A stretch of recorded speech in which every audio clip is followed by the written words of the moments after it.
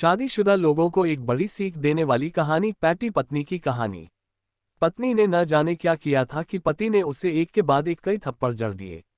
हमेशा हर सिचुएशन को शांति से हैंडल करने वाली पत्नी भी इस बार इतनी अशांत हो उठी कि उसने अपनी चप्पल ही निकालकर पति की ओर दे फेंकी।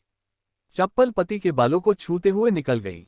ये किस्सा यहीं पर खत्म हो सकता था, मगर पति ने इसे अपनी मर्दानगी का विषय बना लिया और बात बद से बदतर होती चली गई। रिश्तेदारों ने भी आग में घी का काम किया। किसी ने कहा, जो औरत अपने पति को चप्पल से मार सकती है वो ना ही तो वफादार हो सकती है और ना ही पतिव्रता। ऐसी औरत परिवार ही नहीं पूरे समाज पर कलंक की तरह है। बीवी के पक्ष वाले कहाँ पीछे रहने वाले थे। किसी ने कहा, 21वीं सदी में भी जो स्त्री के साथ मारपीट करते हैं उन्हें तो जेल भेज देना चाहिए। तो कोई कहता, जरूर उसको कोई और पसंद आ गई होगी इसलिए अब पत्नी से मारपीट करने लगा है। बात कोर्ट तक पहुंच गई। दोनों पक्षों ने एक दूसरे के खिलाफ केस फाइल कर दिया। पति ने चरित्रहीन होने का तो पत्नी ने दहेज और शारीरिक उत्पीड़न का आरोप लगाया। 2 वर्षों से अधिक समय के लिए केस चला था। इन 2 वर्षों के दौरान दोनों पति पत्नी अलग अलग रहे थे। इन 2 वर्षों के दौरान दोनों पक्षों के समर्थकों की संख्या कम हो गई थी। पहले जहां दोनों पक्षों में समर्थकों का समूह होता था, अब गिने चुने लोग रह गए थे। पति और पत्नी दोनों की आर्थिक स्थिति भी इस समय के दौरान नीचे गिर चुकी थी।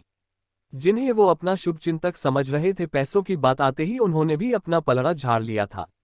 अगर कोई देने को राजी भी हुआ तो मोटे ब्याज की शर्त पर। आखिरकार वही हुआ जो सब चाहते थे, डाइवोर्स। हर कोई खुश था, दोनों पक्षों के रिश्तेदार, उनके माता पिता और दोनों के वकील। लेकिन 5 साल की सुखद शादी और एक सुंदर बेटी होने के बाद मिले इस डाइवोर्स से पत्नी मूक थी और पति शांत। शायद ये एक इत्तेफाक ही था कि इस खुशी को मनाने के लिए दोनों पक्ष के लोग एक ही चाय की टपरी पर बैठे, आमने सामने। इत्तेफाक इसलिए क्योंकि ज्यादातर लोग जो एक दूसरे के विरोध पक्ष को सपोर्ट कर रहे थे वे एक दूसरे को अच्छे से जानते भी नहीं थे। पति पत्नी भी इन सभी से दूर एक दूसरे के सामने मेज पर बैठे। पत्नी ने पति से कहा, अब तो खुश होगे ना, तुम्हारे मन की जो हुई है मुबारक हो। तुम भी तो आज जीत गई हो।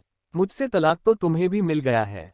Congratulations to you too। पति ने कहा, तलाक को तुम जीत का प्रतीक समझते हो? पत्नी ने पूछा। पति चुप रहा। थोड़ी देर की शांति के बाद पति ने कहा, मुझे तुम्हें 5 लाख रुपए अभी और हर महीने 8,000 देने का आदेश है। अभी मेरे पास पैसे नहीं है, इसलिए हमारा मतलब मेरा जो सिटी में फ्लैट है उसे तुम्हारे नाम कर देता हूँ। पत्नी बोली, लेकिन उस फ्लैट की कीमत तो 18 लाख की है। हाँ, लेकिन हमारी बेटी तुम्हारे साथ है और आगे जाके उसके खर्चे भी बढ़ेंगे, तुम्हें थोड़ी आसानी होगी। पति ने कहा, नहीं नहीं, मुझे सिर्फ 5 लाख ही देना और तुम हर महीने 8,000 तो देने ही वाले हो, मैं मैनेज कर लूंगी। अगर 5 लाख नहीं है तब भी कोई बात नहीं, पत्नी बोली। दोनों फिर से शांत हो गए। पति सोचने लगा, कितनी भोली और समझदार है ये औरत, जो कुछ समय पहले तक मेरी पत्नी थी और अब अनजान।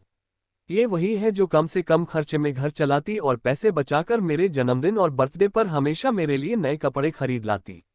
कभी बीमार भी हो जाती तो पैसे बचाने के लिए मुझे मालूम न होने देती और घरेलू नुस्खों से अपना इलाज कर लेती, मगर घर में कोई और बीमार होता तो तुरंत डॉक्टर के पास लेकर जाती। मेरी ही मति मारी गई थी, मैं ही अपनी झूठी मर्दानगी के चक्कर में इतनी बड़ी गलती कर बैठा। पत्नी के दिमाग में भी उथल पुथल चल रही थी। अभी भी वैसा का वैसा ही है, पहले भी खुद से ज्यादा हमारे बारे में सोचता था और अब भी वही कर रहा है। ये वही आदमी है जो मुझे एक्सीडेंट से बचाने के लिए खुद मोटरसाइकिल के आगे कूद पड़ा था और अपनी उंगली तुड़वा बैठा था। पता नहीं कौन सी मनहूस घड़ी में मैं झगड़ा कर बैठी। पति ने मौन तोड़ते हुए पूछा, अब तुम्हारे कमर का दर्द कैसा है? ज्यादा तकलीफ तो नहीं होती? पत्नी हल्का सा मुस्कुराए और बोली, अभी भी होता है, अब तो पेट में भी क्रैम्स उठते हैं। वो तो होगा ही, तुम योगा या कसरत भी तो नहीं करती हो। अब किसी गायनेकोलॉजिस्ट को जरूर दिखा देना। पति ने कहा, तुम बताओ, तुम्हारा अस्थमा कैसा है अब? क्या अब भी दौरे पड़ते हैं? पत्नी ने पूछा। हाँ पड़ते हैं, पहले से ज्यादा, क्योंकि अक्सर इन्हेलर भूल जाया करता हूँ, याद दिलाने के लिए तुम जो नहीं हो अब।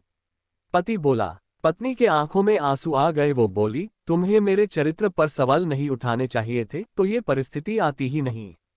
हाँ मैं जानता हूँ, तुम बहुत अच्छी हो, मुझसे गलती हो गई, बहुत बड़ी गलती। मैं लोगों के बहकावे में आ गया था।